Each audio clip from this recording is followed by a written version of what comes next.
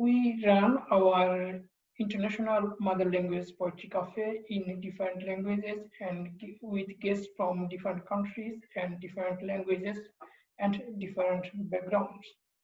Today we have a guest from Denmark, Copenhagen, and she's originally from Cuba and From Colombia. excuse me, Colombia. And Colombia, we are familiar with Colombia through Gabriel Garcia Marquez. He's one of the icon from Latin America for different countries, literary circles or literary enthusiasts. And today we have a guest. Her name is Elizabeth Torres. She was born in Colombia and she also spent some years in New York. Now she is stationed in Denmark. Today we are talking about her writing and her works and different projects, and also she is going to read her poems in English, Spanish, perhaps in Danish. Welcome, Torres. And my name Thank is you. Anisa Rahman. I am a Hi, Bengali, Anissa. I am a Bengali Swedish writer. I share my time with this Bangladesh and Sweden. And welcome. My first Thanks. question for you: why and how did you begin writing poetry? Yeah, okay. So I am a Colombian-born poet. I was born in '87, and back in the '80s, as many of you know, there was a gigantic conflict. The conflict has gone on for over 50 years in Colombia. It's a social conflict, a drug conflict, or whatever you want to call it. A war is how one can define it. I grew up in the middle of a war, and this led me to start writing poetry at a very young age, because you could see the news every day being so incredibly violent. There were so many children going missing and so many families being separated, and the responses of the government were not exactly what one would expect from the leaders of a nation. And I felt that as a child, maybe I could have a voice too. So I started writing at a very young age, around 5 or 6. And then I started publishing around 7 years old. Which means that around 8, one of my books was published by the Ministry of Culture of Colombia, and it received an award, a literary award, as the best book of poetry of the year by the Colombian Book Chamber. And this led for national and international recognition. So that's what got me into poetry, but also that's what made me a political refugee. I had to leave Colombia when I was 11 years old with my family, and that's why I grew up in the United States. I'm Colombian American. Okay, thank you. And how did you end in Denmark, and when? Yeah, so through my work as an author, as a writer, as a multimedia artist, and as a musician, I've had the opportunity of visiting many places in the world that otherwise I wouldn't have the chance to see. And one of these places definitely was Europe. Europe was fantastic in regards to literature, invitations to festivals, and concerts of all sorts, touring with musicians. And so I had come to Europe several times. I also studied Spanish in Spain for a semester. And I just knew I wanted to move to Europe, but I wasn't sure of the hows or the specific whens. And then I was touring with a band, and we toured all around Europe, but they had friends here in Copenhagen. And I arrived to Copenhagen, and I really liked the vibe of it. My ex, who was my partner and band teammate at the time, he had lived here before, so he already had a network that I could start with. And when we broke up, I decided I would just stay here. It was difficult with the whole family reunification situation or the migration aspect once I married someone. But I'm here now, and I'm very happy to be living in Denmark. I've been here for over 5 years. Thank you. Then another thing, how did you find Gabriel Garcia Marquez as a post-Marquez Colombian voice, literary voice? So this is something that is a very interesting situation that happens to me due to the fact that I'm Colombian. There are many stereotypes based on my background. A lot of them don't allow me to travel easily with my passport. The other ones that are more regarding culture and literature is I'm very connected to the name of this Nobel Prize winner, Gabriel Garcia Marquez. Unfortunately, he was already in the hospital and close to dying by the time I left Colombia. So I do remember reading his books as a child because they were in my parents' bookshelves. But I don't believe that he literally like influenced my work. He's part of this Latin American boom, and from what I know, like watching an interview that Cortázar gave, he was very angry explaining the Latin American boom that happened. It happened away from Latin America. All of them, they wrote these books not in Latin America, and they didn't write it with support of publishers or editors or the literature world at all. It was kind of like a rebellion, very inspired by Europe itself and the influences they had there. And I believe that maybe in that aspect I can also relate, because everything that I have written has not happened in Latin America due to my exile, due to my status as a refugee. I have not been able to exist as a Latin American and as a Colombian. And when I return to Colombia, I feel almost like a stranger because it's been over 20 years of not existing there. So the costumes and culture and traditions that my fellow Colombians and I have are very different.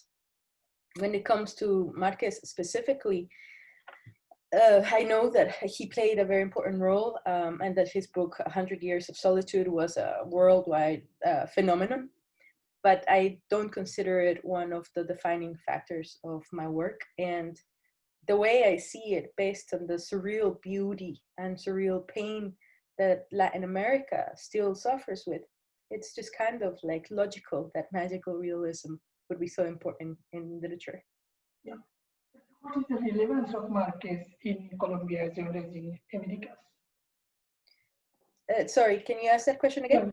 What is the relevance today of Marquez in Colombia as well as in Americas, both Latin and US? I'm sure that any Nobel Prize winner is of great relevance in whatever country they come from. And I'm sure that there's no difference when it comes to that in Latin America and specifically in Colombia. I wouldn't be able to tell you more than that because, as I said, I only have had the chance of going back very briefly to Colombia 2 years ago, and before that 10 years before. So I don't know the current trends directly. I know them from what other poets residing in Colombia tell me, but I don't have a direct connection in any way to the work of Marquez, unfortunately. Okay, all right. And another thing is, it is not a provocative question, but I am curious to know from a poet why a reader will read your poetry. So I guess people write poetry for many different reasons, and some would do it only to be read or to become famous.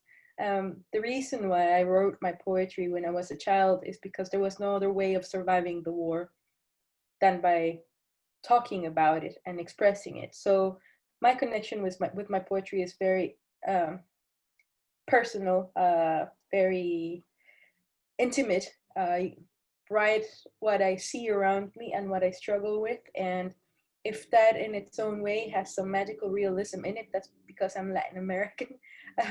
But I talk about the hard truths that we are not able to face on a daily life basis. And if anybody relates to that, to wanting to talk and wanting to feel and wanting to face the ghosts and the demons and the facts, then I guess that's why they would read my poetry. I don't precisely expect a gigantic audience, but I have been fortunate to count with a defined audience internationally that relates to it that way. Thank you. Then, what do you mean by, since you work in different international contexts, both Right. Europe and America, and you are also involved in different international projects, and you also promote literature internationally. My question is, what do you mean by internationalization of literature? Or what is the importance of international literature? Internationalization. Right. I think that our world has become more and more interconnected thanks to the technologies that we have. And that has allowed us to take big leaps when it comes to societal laws in each one of the countries where we all come from.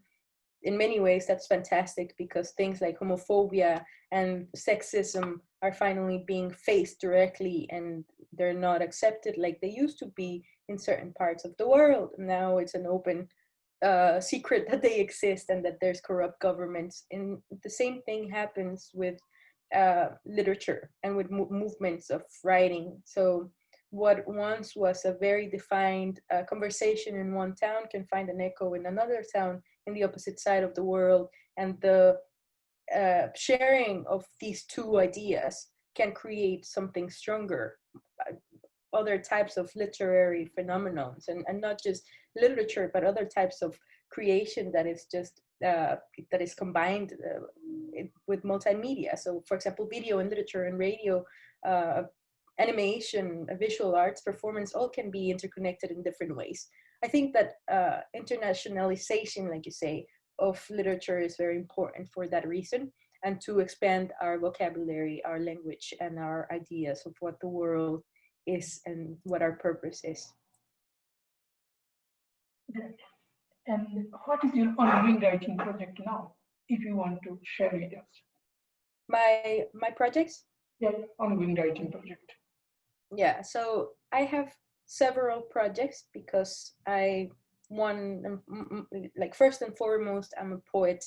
So I write all the time. And right now I am about to release 2 books of poetry with a German publisher that is called Moloko Print. And the first one is a book of poetry called The Ways of the Firefly. It is a book in German and English, a book about grief, about loss, and about survival that I find one of the most intimate pieces of work that I have made. Now that I'm in my 30s, I think it's more mature work. And the second one is a cut-up technique type of book that I created, very influenced by the work of William Burroughs, because he definitely, I could say, has been a direct influence in my writing. And this book is also dealing with grief in the sense that it's kind of like the second part of the first book that I mentioned. This one is a book of the dead. So inspired by Latin American books of the dead and the Egyptian book of the dead, and my own version of all this information that I read. I created my own book of the dead, and that comes out in the fall in Germany and in English and German. So you can find it at Moloko Print, both of them. One of them actually comes with one of my CDs of music. I just released an album of music, experimental poetry music, called Transgressions for the Public Service. I released it as a cassette and as a digital download on Bandcamp, but they are releasing a limited edition of CDs that will come out with the first book. So that's one of the projects that I do. The other project that I do, which I started due to the lockdown, is something that I had in mind for many years. This is directly based on the influence of Colombia in me as a child, because when I was a kid, my mother would take me to a lot of cultural events and cultural places like the Casa de Poesía Silva. This is a poetry house, the house of a poet, a foundation that was once the house of a poet. And they have a phonotheque there where you would go and grab a cassette and listen to some poetry in your headphones. And I always wanted to make my own phonotheque, but I never took the time to do so until now that when the lockdown started, the COVID situation started, I figured if I'm gonna make a phonotheque happen, now is the time to make the poetic phonotheque happen. So I started it as an online call to our poets and the poets of our poets to send a recording in their own voice of their own poem, just their name, the country, and the location where they live, and the MP3 of their poem. And then I put that on the website of Red Door magazine soon it will also have its own website. Thepoeticphonothek.com is where it can be found. And I already have more than 80 poems from all over the world. So I have Zanzibar and Ukraine and Ecuador and India and Russia and Japan. And it's not just in English, but in all these languages, because I don't want it to be an English poetry collection. It needs to be multilingual like we are. And my goal is to make that grow to thousands of hours of poetry so that wherever we are in the world, even if we can't leave our house, we always have access to poetry. Also to understand the movements that are happening in each place. I think that will make us richer. That's another project. And then of course I have my podcast. It's called Red Transmissions Podcast. It's an arts and culture conversation where I introduce different characters in my network or in the world, just creators that are making a difference. I interview them and release 2 podcasts a month. And then they have Red Door Magazine, which is a quarterly publication with correspondents from Australia, Mexico, the United States, and different parts of Europe, including Cultivera in Sweden and Keith FM radio in Berlin, and all sorts of incredible people participating with poetry, visual arts, essays, and other types of information. So the next issue is coming out next week, I think, and it's the main theme is language, but it also talks about the BLM, the Black Lives Matter movement, and it has wonderful essays about language and identity and poetry in many languages and visual art. A Black Power tarot that was created with the help of Alejandro Jodorowsky, for example. So that's a project that I'm very passionate about, Red Door Magazine. You can find it at reddoormagazine.com. Apart from that, I also paint and I make music and I'm a translator. So I'm translating several books of poetry by different authors and, just cultural organizing on the side. Great. And the last question is, what is your next writing project? My next writing project is kind of stuck, I think. I'm very confused about it because I already started it. I dreamt this next project. And I'm just going to pitch it because it's already mine. It's called the Expeditions to the Furtive Region, Expediciones a la Región Furtiva. And it is the story of a group of expeditioners who go to the end of the world, that is Antarctica, and then they go past that to the island that keeps evading all the maps, which is the island where you go to forget. So it's the entire narration of this trip and the arrival on the list of species and the list of events that happen and the realization of why people would go to this island and then turning it into a touristic attraction. This is a poetry book, so I have already built all the poetry part of it, but the novel part of it, the story behind it, is what I'm still working on. So that would go also with a lot of illustrations. I want to make it like an art book, like an art object type of thing, so with maps and different additions to it, and that's going to take me some time to do. That's the next project. Okay. And one supplementary question is, how do you finance your different projects? That's a good question. Well, since I'm a writer and I'm a copywriter and media person, I usually freelance as a public relations person, social media or media manager, content and media public blah blah communications person.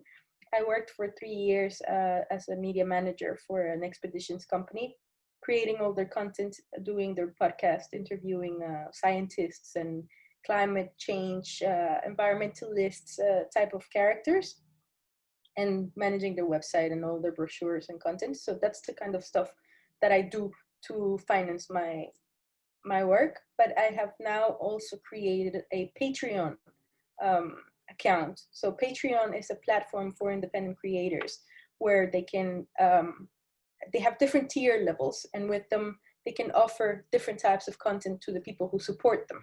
So I'm doing tutorials and videos and giving free downloads of anthologies and different poetry books and that kind of stuff.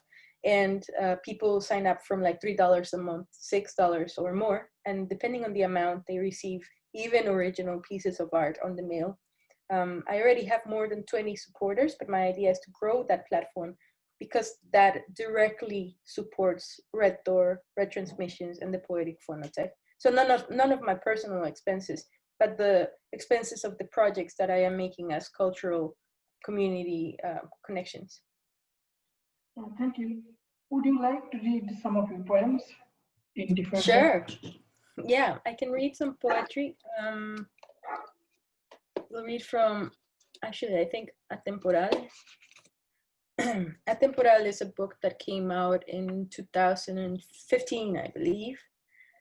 And it's in English and Spanish, so that's why it's convenient to read from there. I will read you a poem in Spanish first, and then I'll read you a poem in English. This one is called Escapar hasta perder el pulso. ¿Qué sabes tú de las especies de mi casa?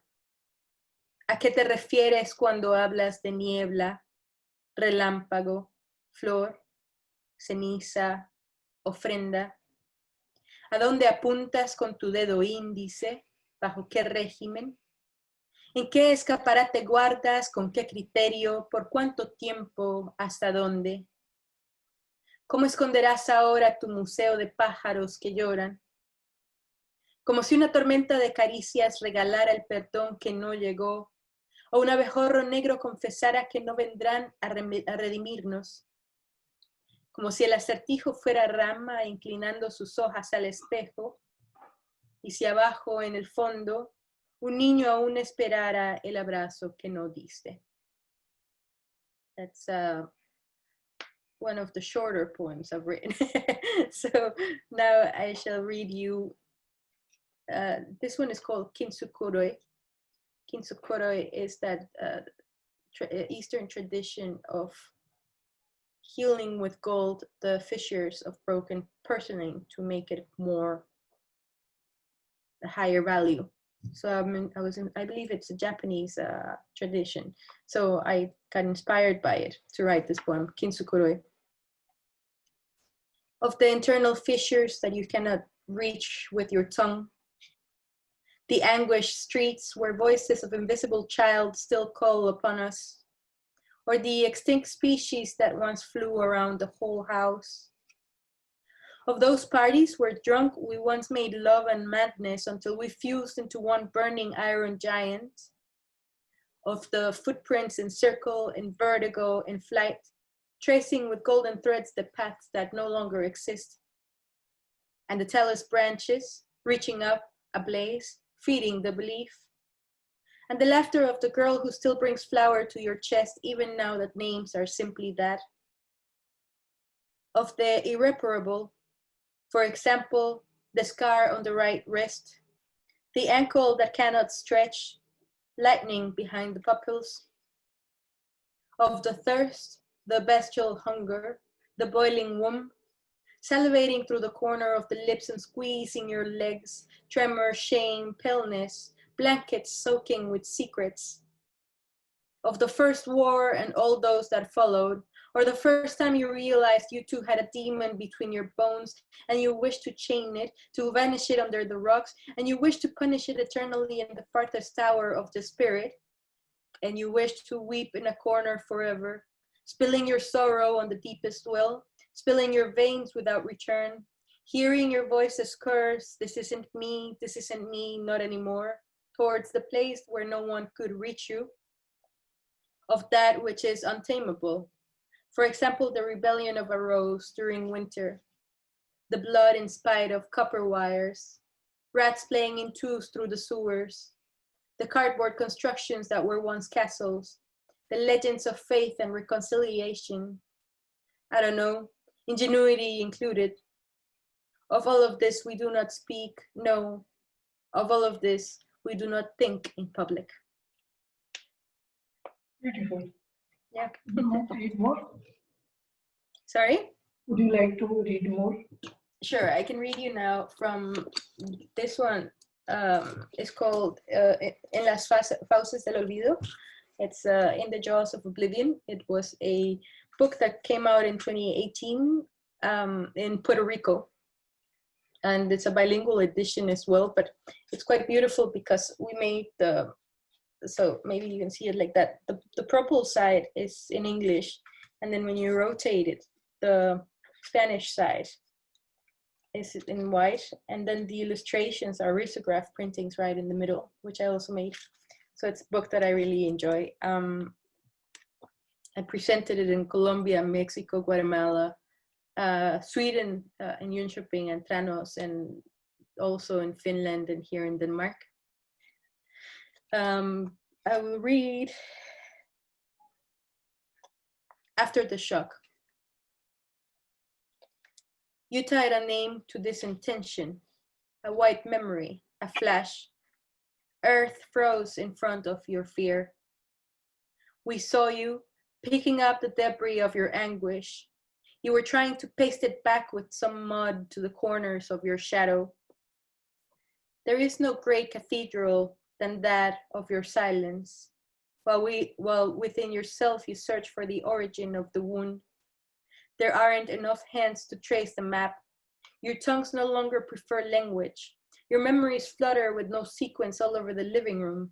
We, who are no more than simple mirrors, red, yellow, pale, attempt not to breathe, not to interrupt the explosion, not to give ourselves away. You tied a motionless promise to the heart, a mental illness, an unfair sacrifice, but what is fair when one speaks of banishment? A village was left without inhabitants when you received that call. Dread is contagious. The landscape is a disaster. There aren't enough windows to free the fragments of the love now fleeing. They are knocking against the surface. They are raining through the pores, now becoming one single unbearable mass over the trembling fingers attached to your hands. We've seen you pick up the shattered pieces and attempt to bite them, to swallow them with a glass of tears, but they keep overflowing. Nothing after the shock will be the same.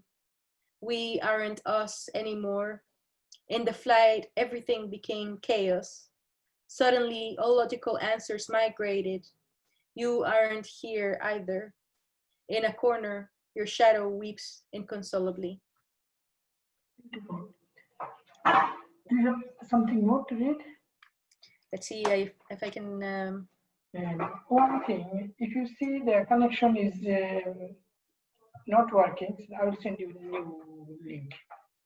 Okay. This one is really tiny. I'll read it in Spanish and then in English. Asfixia. Una vez una piedra quería dejarse caer en el cráneo de alguien. Le dije, te va a doler más a ti. Entonces se acurrucó y se quedó dormida, y yo la guardé en el río, donde la gente ya no lastima.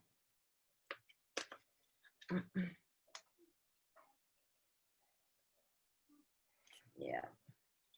Asphyxia. Once there was a rock that wanted to let itself fall on someone's skull. I told it, it will hurt you more than them. So it curled up and fell asleep, and I hid it in the river where people can no longer harm. The end.